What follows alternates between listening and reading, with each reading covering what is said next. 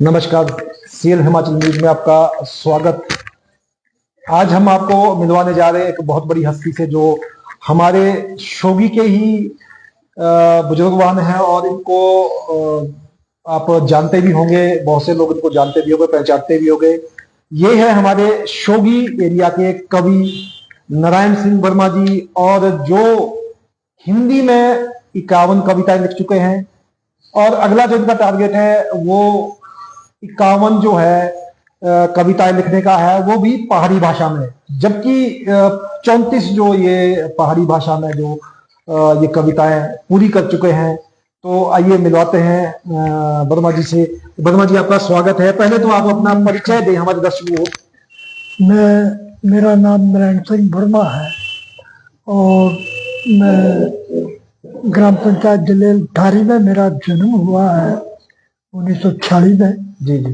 तो वहीं पर मैं पढ़ा भी हूँ। सिर्फ मेरी दूसरी कक्षा तक की ही शिक्षा है और फिर वक्त में मजदूरी गरीबी बहुत देखी है उस जमाने में हमने। तो अपनी जिंदगी पर ही मैंने एक पहली कविता लिखी थी 1970 के दशक में।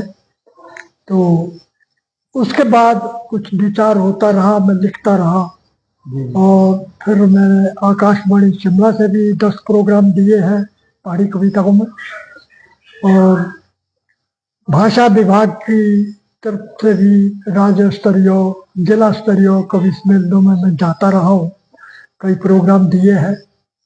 और हिंदी वाली पहाड़ी भाषा में जो मैंने चौथल की बोली में लिखी किताब है, वो हायर एजुकेशन में मेरी 160 किताब सेलेक्ट हुई थी जो धर्मशाला लाइब्रेरी के लिए भेजी गई, और मुझे उसके राजा राम मोहन राय लाइब्रेरी से 1 साल बाद पेमेंट आई है। उन्होंने वो डोनेशन की थी धर्मशाला लाइब्रेरी के लिए। तो उसके बाद मैं लिखता रहा, तो प्रोग्राम भी देता रहा। तो मेरी कोई इतनी बड़ी शिक्षा भी नहीं है, मुझे शौक रहा और रुचि हो गई, मैं लिखता रहा। तो आज तक मैं लिखता रहता हूँ। तो दर्शकों से हम बात करना चाहेंगे कि पढ़ाई लिखाई के साथ आपने कढ़ाई भी काफी करी है। मतलब पढ़ाई कम की है, कढ़ाई ज्यादा, क्योंकि वो आपका जो समय था वो काफी संघर्षपूर्ण रहा। स्कूल भी उन दिनों कम जाया करते थे, और परंतु दूसरी कक्षा तक की पढ़ाई के बावजूद भी आप लेखन में इतने माहिर हैं, कविताएं लिखने में माहिर हो गए। कैसे हुआ है? कैसे ये भगवान की देन है जो मैं लिखता रहा। फिर बहुत पहले मैं यहाँ पर रामलीला में भी, शोगी रामलीला क्लब में रोल भी किया करता था और पहाड़ी कविताएं भी सुनाया करता था। तो यहाँ पर एक थे, शोगी में ही रहते थे, वो साहित्यकार, उनका नाम तो मैं भूल गया हूँ। तो उनके द्वारा ही मेरी आकाशवाणी में प्रोग्राम हुआ था। तो वो मुझे बताया भी करते थे और कुछ समझाया भी करते थे लेखन के बारे में। तो तब से लेके मेरा शौक रहा। देखो, जैसे आप पहाड़ी भाषा में भी आप लिख रहे हो, हिंदी भाषा में भी आप लिख रहे हो, मात्राओं का ज्ञान इनमें बहुत चाहिए होता है। छोटी बड़ी हो गई, तो कई तरह की वो रहती है। दूसरी कक्षा का पढ़ा हुआ विद्यार्थी आज इतनी 51 किताबें जो है हिंदी में लिख चुका है और 34 जो है पहाड़ी बोली में लिख चुके हैं। क्या कुछ डर मन में लगता था जब शुरुआत हुई थी उस वक्त? बस मैं लिखता रहा, और इसका संशोधन संपादक मैंने हेडमास्टर हीरालाल शर्मा जी से करवाया है। उन्होंने ऑडिट की है मेरी कविताएं, तो जो गलतियां थी वो उन्होंने सुधारी है और हमें बताया है भाई ऐसा लिखो। तो जो आपका ये आपसे बात हुई, जैसे 51 आपने हिंदी में कविताएं लिख दी है। हाँ जी। अभी जो आपका लक्ष्य जो है 51 कविताओं का पहाड़ी भाषा, तो वो कब तक कंप्लीट होगा? अभी तक कितनी कंप्लीट हो चुकी है उसके बारे में? मेरी 34 कविताओं की तो किताब छप भी चुकी है। मैं उसी किताब को और आगे ऐड करके 17 कविताएं और ऐड करूंगा। उसमें महीना भर लग सकता है, 2-3 कविताएं बाकी लिखने को रही है मेरे। बाकी मैंने उसमें 14 कविताएं लिख दी और 34 के साथ अच्छा, 48 पूरी कर दी है। तो 3 एक कविताएं और लिखूंगा, तो वो फिर मैं उसको भी छपाऊंगा, संशोधन करूंगा। जी, मतलब ये तो बहुत जल्दी होने वाला है आपका जो लक्ष्य है। 2025 में ही कर दूंगा पूरा। जैसे तो कुछ थोड़ा थोड़ा बताएं, जैसे पहाड़ी बोली में आपने जो कविताएं लिखी, वो उनके कैसे कैसे नाम है, उनके एक दो नाम, 2-4 नाम गिनवाएं। मैंने पहली कविता अपनी जिंदगी पढ़ी लिखी थी पहाड़ी भाषा में कि जीवन मजदूरों, जीवन मजदूर, ए सो मजदूरा जीवन तेरा, दूसरा जीवन बीतते गिरा। सारी उम्र तड़फा रोटी की खातिर, रोजर रोटी नहीं खाए कबे, किसा करना तेरे काम तो वे, तो तुझे रोटी ना पड़ो जब, भूखे पेटे तो पड़ो आख्या के नेरा, ए सो मजदूरा जीवन तेरा। दिन नहीं देखा, रात नहीं देखी, दुख नहीं समझा, जान नहीं देखी, धनपति का काम देखा, जिन्हें लड़े नहीं जीता कबे पीछू फेरा, ये सब मजदूरा जीवन तेरा। बहुत बहुत संघर्षपूर्ण जीवन रहा है, तो उसी पे ही अपनी कविता लिख दी अपने जीवन पे। तो और ऐसा तो जब जवानी में आप आए तो उस वक्त क्या आपने लिखा? उस टाइम भी जो करते रहे, मजदूरियां वगैरह बहुत कुछ किया है, कोई काम करने से छोड़ा भी नहीं है। मैंने होटल भी किए, रेडियां भी लगाई, सब कुछ करता रहा, तो लिखता भी रहा अपनी। आज का जो युग है, आज की जो स्थिति है, आज बच्चे अपनी अपनी लाइन में जा रहे हैं, जो पीछे मुड़ के नहीं देखते वो आगे ही बढ़ते जा रहे हैं। क्या आज की स्थिति को देखते हुए कौन सी कविता लिखी आपने? उन पर भी लिखता रहता हूँ कि वो वक्त बदल गया, पढ़ाई लिखों का जमाना है, और कुछ उसमें लिखा है मैंने। वो मेरे पास उस टाइम पहाड़ी वाली किताब नहीं है, तो उसमें भी हमने लिखा था शिक्षा पर, भाई आज की शिक्षा क्या है, बच्चे क्या कर रहे हैं, कहाँ जा रहे हैं। फिर कुछ नशे पे भी लिखी है, उन पर भी लिखी है कविताएं। तो पहाड़ी में भी एक नशे पे लिखी थी मैंने। मैं यहाँ शोगी में रेड़ी लगाया करता था, तो मेरे सामने ये यहाँ झगड़ा हो गया और उस लड़के की बाजू टूट गई थी। तो मैं देखता रहा, उस पर मैंने लिखा था शराब के नशे पे शराबोरी 2 बूंदा, सो शराबोरी 2 बूंदा, इतने पेरो क्या क्या होंदा, छोटा ना बड़ा कुछ भी नजर ना हो, उन्हें उठने रा बस नहीं रोंदा, सब क्या आखी दिखाओ, हर को से जैसे मार खाओ, लागो बैठरो से रोंदा, ये सो शराबोरी 2 बूंदा। शराब पेरो घर न पहुंचो, नाली खोल दी काटने रात, परिवार का झगड़ा करो, मानने नहीं कोसी बात, ना कोसी के सोचने दो, ना पूछोंदा, ये सो शराबोरी 2 बूंदा। दुखी तेरा परिवार सारा, किसा करना गौर ना गुजारा, जो कमाया से दारू के लाया, फिक्र पीछे का नहीं होता, ये सो शराबोरी 2 बूंदा। तो इसके 1-2 और भी है। बहुत सी कविताएं हैं जो आप ने लिखी है, बहुत अच्छी कविताएं हैं। कुछ आज के जमाने पे, जैसे अब आपका इस उम्र में आपने कौन सी कविता लिखी अभी जो बुढ़ापे में, जैसे ये समय आ गया है, कौन सी कविता आपके जहन में आई थी? मैंने 2006 में एक कविता लिखी थी, तंग है शीर्षक से। तो उस टाइम में ऐसा हुआ कि मैं तारादेवी मंदिर का ट्रस्टी था, न्यासी था। तो मेरे से सीनियर एक न्यासी और मेरे साथ हम पैदल आ रहे थे, उन्होंने ये शब्द कह दिया कि नारायण सिंह जी हम तंग आ गए और औलाद से भी तंग है। तो फिर उस पर मैंने पंडित जी को कहा कि पंडित जी मैं तंग शब्द पे कुछ लिखूंगा। तो हमने लिखी थी ये कविता तंग है।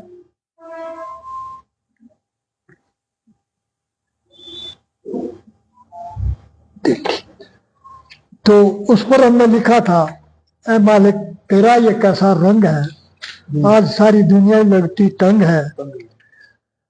पति पत्नी से तंग है तो पत्नी पति से तंग है, बेटा बाप से तंग है तो बाप बेटे से तंग है, सास बहू से तंग है तो बहुत सास से तंग है, बेटी की तरफ नजर डालो तो उसका अपना ही ढंग है। ऐ मालिक तेरा ये कैसा रंग है, आज सारी दुनिया ही लड़की तंग है। बहुत आगे- बहुत बढ़िया, बहुत बहुत बहुत जबरदस्त चीज है। आगे हमने लिखा, जिस घर का पूछा हाल वो अपना ही रोना रोया, ना किसी को सुख चैन है जग में, ना कोई सुख चैन से सोया। हर कोई रहता अपनी बीमारी से परेशान है, दुनिया का सफर देखो कितना हैरान है। आज के युग में देखो हर लोग महंगाई से कितना तंग है। ऐ मालिक तेरा ये कैसा रंग है, आज सारी दुनिया ही लगती तंग है। अगला अंतरा हमने लिखा था कि देखा अस्पताल में जाकर रहती कितनी बड़ी भीड़ है, हर कोई बीमारी से तड़प रहा है, सबको अपनी अपनी पीड़ है। इतनी आबादी बढ़ गई कि दो दो मरीज है तो एक पलंग है, मरीजों से डॉक्टर तो डॉक्टरों से मरीज तंग है। ऐ मालिक तेरा ये कैसा रंग है, आज सारी दुनिया ही लगती तंग है। अगला अंतरा हमने लिखा था, देखा सड़क पर गाड़ी का काफिला तो सोचा आज सड़क भी तंग है। चलता हुआ राहगीर तंग है, गाड़ी चलाने वाला भी तंग है। इतनी मांग बढ़ गई गाड़ी की कि गाड़ी बनाने वाला भी तंग है। ऐ मालिक तेरा ये कैसा रंग है, आज सारी दुनिया ही लगती तंग है। कुछ दरिंदे लोगों की जिंदगी लेने पर ही तुल गए हैं, हर जगह आतंकवाद है फैला हुआ, जो लोगों की जान लेने में मस्त मलंग है। कब किसको मार डालूं उनकी रहती यही उमंग है, रहा चलते चलते गोली मार दे, आज देखो भाई भाई में ये जंग है। ऐ मालिक तेरा ये कैसा रंग है, आज सारी दुनिया ही लगती तंग है। नौकर तंग है, मालिक तंग है, घर तंग है, गली बाजार तंग है, किसानों को देखो तो जानवरों से तंग है, अफसरों को देखो तो कर्मचारी से तंग है, बंदोबस्त करने से देखो तो हमारी सरकार भी तंग है। ऐ मालिक तेरा ये कैसा रंग है, आज सारी दुनिया ही लगती तंग है। हिल गए दिमाग लोगों के, देखो खुले पैसे के कारण, दौड़ धन और शोहरत की लगी है, आदमी शोहरत की दौड़ से तंग है। मैं खाने में भी लाइन लगी है, ऐसा लगता है मैं खाना भी तंग है। कभी खोजा नहीं उसको जो सब्र और शांति दे, जो रहता हमारे अंग संग है। आखिरी सफर में लगता है नारायण कि जगह शमशान घाट की भी तंग है। ऐ मालिक तेरा ये कैसा रंग है, आज सारी दुनिया ही लगती तंग। क्या क्या बात है जी, बहुत अच्छी सोच है। दर्शकों से हम बोलना चाहेंगे, बताना चाहेंगे, देखिए ऐसे ऐसे कवि, ऐसे ऐसे कलाकार, और जिंदगी का तजुर्बा इतना ज्यादा है कि आप देख सकते हो एक दूसरी कक्षा तक पढ़े हुए इंसान में इतनी काबिलियत है कि 51 इन्होंने कविताएं लिख दी हिंदी में, और 51 पहाड़ी बोली में कविताएं लिखने का लक्ष्य है, वो भी बहुत जल्दी समाप्त होने, मतलब इनका कंप्लीट होने वाला है। तो ऐसे कवि को सलाम, हमारा सच्चा नमस्कार। ऐसे ही आप बने रहे। और थोड़ा सा आप बताएं, आज मतलब अभी तक आपकी कितनी उम्र हो चुकी है? मेरी उम्र 78 साल पूरे कर चुका हूँ। 78 साल आपने जिंदगी के पूरे कर दिए। और 4 मई को 89 साल पूरे कर जाऊंगा। 4 मई 80 को 80 के लिए आप लग जाएंगे। 4 मई 1946 का मेरा जन्म है। तो आज की जो आपने ये तंग माहौल का जो ये कविता लिखी, तंग पे, तो हालांकि दुनिया वाकई में ही तंग है हर चीज से। कोई ना कोई, देखो जितनी भी सुविधाएं ज्यादा है उतना ही लोग तंग है। तो इसका कुछ ना कुछ निष्कर्ष निकाला होगा आपने कि इस पे, इसका क्या निष्कर्ष हो सकता है, इसका क्या इलाज हो, जैसे बीमारी है, तंग है, तो इसका इलाज क्या हो सकता है? इसका इलाज तो क्या होना है, जो बीमारी है वो हर चीज की आज के जमाने में खर्चे बढ़ रहे हैं, दवाइयां बढ़ रही है, कराना मुश्किल है, गरीब लोगों को जीना मुश्किल है, मर जाता है बिना पैसे के, दवाई नहीं खरीद सकता। ऐसे ही फिलहाल में यहाँ तक के सरकार तक नौबत पहुंची है, कैंसर के मरीज को हेल्थ केयर कार्ड के भी सहायता नहीं मिली और वो मर गया।